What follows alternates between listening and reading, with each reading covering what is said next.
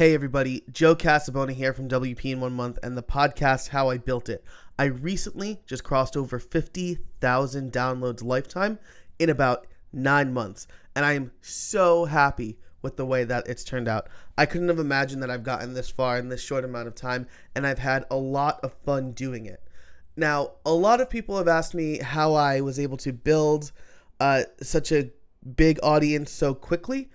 Or if I'm doing anything special. And the truth of the matter is I'm not. I'm honestly not that great of a marketing person. I take a very field of dreams approach. If you build it, they will come. But I can tell you some of the things that I've done that I believe have worked for me. So the first thing is content. You need to have good content no matter what your medium to make sure that people enjoy consuming that content.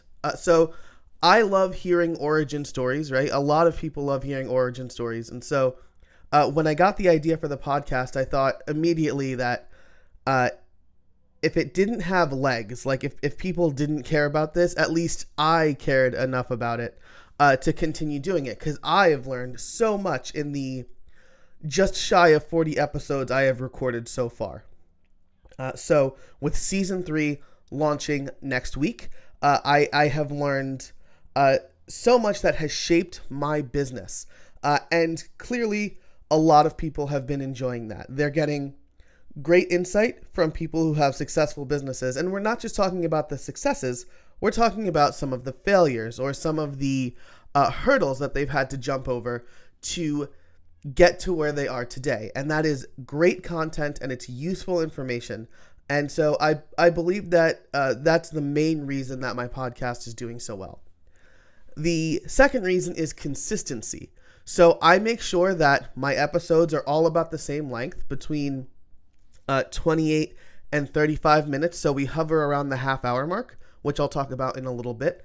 But I also make sure to put it out weekly, so people know what kind of content to expect, how long it is, and when to expect it. So it's very much a thing that people can count on, and I think that really helps my downloads as well. The third piece of advice, the third thing that I think works for me is I try to keep it focused. Again, it's a half hour, which means that we don't have a lot of time for tangents, right? I want to get to all the questions that I want to ask that I think are useful to the listeners. So we try to keep that attention span within the same topic. And I'm not saying never go on a tangent, because those are fun, but don't let it get too long, because you will lose the attention of your listeners. And if it's very easy to go on tangents when you have a friend on the show. I've certainly done it. But you don't want the conversation to devolve into like inside jokes, right? Because that kind of diminishes your content a little bit. All right. And again, I don't want to be like a fun sucker here. I'm not saying never do it, but I'm saying that is, you don't want to read a 2,000 word essay where 1,000 of those words have nothing to do with the headline that pulled you in to read the article. So same thing goes for a podcast episode. Tangents are great and they're fun and they give personality to the episode, but make sure to keep them short and keep the show focused. All right.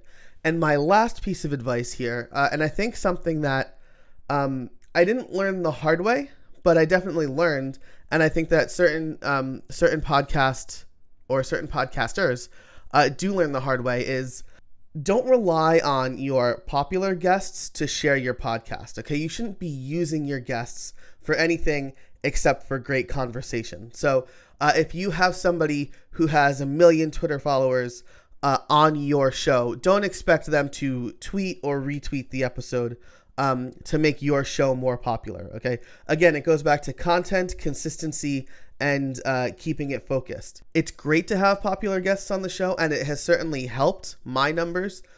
My more popular guests have always seen an uptick in downloads, but I've never asked them to share it.